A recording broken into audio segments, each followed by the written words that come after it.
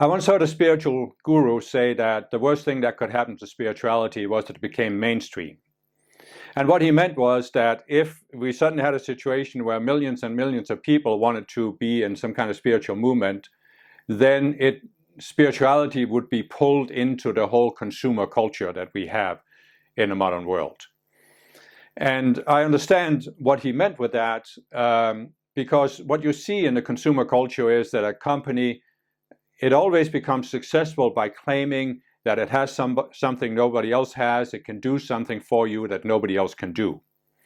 And you already see that this has affected spirituality. In fact, you can see that it's always been there. You can look back at some older spiritual movements and teachings, and they have always had this tendency to claim that they have some special guru, they have some special teaching, they have some special spiritual practice. And it's sort of the mechanics of how things work. I mean, if you have, let's say you are even a genuine spiritual teacher, you want to help people, you want to help the planet. So, as I've said in some of my breakthrough videos, there has to be a benefit for people. You have to give people the impression that there's some kind of benefit that they can grasp at their present level.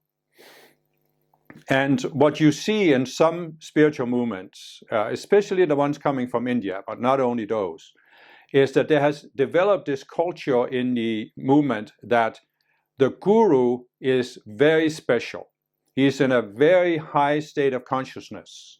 And therefore, the guru can do something for you.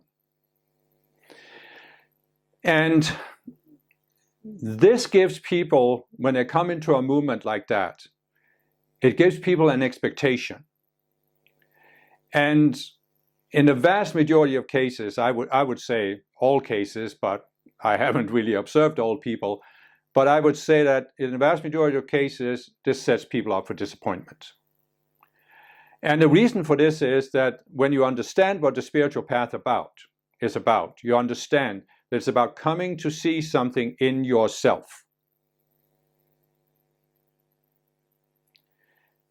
And who can do this for you? Who can make you see something? Who can go into your mind and change your mind? Nobody can. And a true guru wouldn't even try. So what a true guru can do for you, he can challenge you. He can challenge your ego, he can challenge your illusions, but that's not a guarantee. I have seen people who were challenged by a true guru, and they became mortally offended, became insulted, they turned around and left in a huff. Some of them even became so mad that later they sued the guru, or they started criticizing the guru, or wrote books about the guru and how bad the guru was and all of this stuff. Simply because their egos were offended because the guru challenged them. So what I'm saying is there's no guarantee that the guru challenging you, your illusions, will help you go through that switch in the mind where you see the illusion. But a true guru can help you by challenging your illusions. But that's really the only thing a true guru can do for you. So what has happened in some spiritual movements is that there has been this culture built that the guru has this special ability where he or she can do something for you, where suddenly you are awakened. And I know there are some gurus that they have created this sort of culture where you go through this retreat and you go through all these spiritual practices, and then the guru touches your third eye and people fall over and they're shaking and they have this ecstatic experience. And am I saying this isn't real, that people don't have these experiences? Well, of course not. I'm not saying that people's experiences aren't real. I'm just saying, what does that actually do for you? Because how does it help you see an illusion and shift your consciousness? It might show you there's an alternative to your normal state of consciousness, but then you have to come back and deal with your normal state of consciousness and raise it up by overcoming your illusions. And this is the essence of the path. So the guru cannot do this for you. In my second spiritual movement, there were many people that believed that the guru there, especially if you came and worked for the organization, she would take on your karma. Now, I could never really find out what exactly people meant with this. Does that mean she will take it on for a time to give you a chance to grow without being burdened by the karma? Or would she take it on permanently, as some people seem to think? So some people thought they were home free if they came and worked for the organization and the guru took on their karma. And I could never believe this. First of all, because I had the attitude, well, it's my karma. I created it in the past life. It's my responsibility to transmute it. I can't let somebody else take that upon them. That wouldn't be right. It's putting down my responsibility. But of course, I realized that many people didn't have that attitude. They would gladly let somebody take their karma. And that's because they have this attitude, they have this expectation that there's a shortcut. There's a shortcut on the spiritual path. And one of them is that the guru does something for me. And I just never believed in that, at least not in this lifetime. Perhaps in past lifetimes I did. And perhaps in past lifetimes, I spent lifetimes maybe looking for a shortcut and couldn't find it. And I finally got to the point where I realized, well, there is no shortcut. It's just put your nose to the grindstone and start working on seeing your illusions, taking one step at a time, walking up the spiral staircase.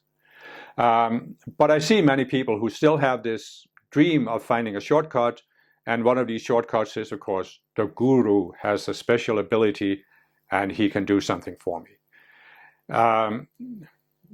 Some people manage to stay in this for a long time, but many people, after some time, they get disappointed. And then they often get very severely disappointed. And they might become very angry at the guru, feel they were fooled, they were given false promises, they become angry, they leave that movement, maybe they start criticizing the guru, which, by the way, isn't constructive for you because it ties you into a negative.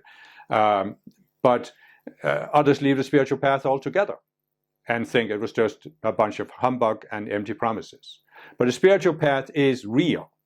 It is a real process of gradually raising your consciousness. When you grasp that that's what the spiritual path is about. If you think it's about some kind of shortcut, well then, again, disappointment is the inevitable result of false expectations.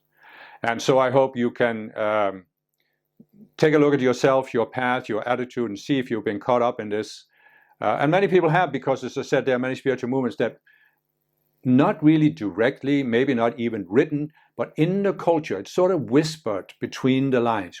Oh, the guru is so special. The guru can do this, and just realize one thing. What the guru can do for you is to help you do what is your exclusive responsibility, which is look at yourself, overcome, see your illusions, and let them go. The guru can help you do this, but the guru cannot do this for you, because in the end, you have to make a decision to let an illusion go, to let a self die. And nobody can make decisions for you inside your mind. It just can't be done. And even if it could be done, it wouldn't lead to growth for you, because if somebody else does it for you, even if what the false guru promised, even if it could be done, how would it lead to growth for you? Somebody else doing something to you is not going to lead to growth, because growth is about self-mastery. You coming to master your own mind. And nobody can master your mind for you. It just can't be done. It's a completely futile, unrealistic, and very toxic expectation.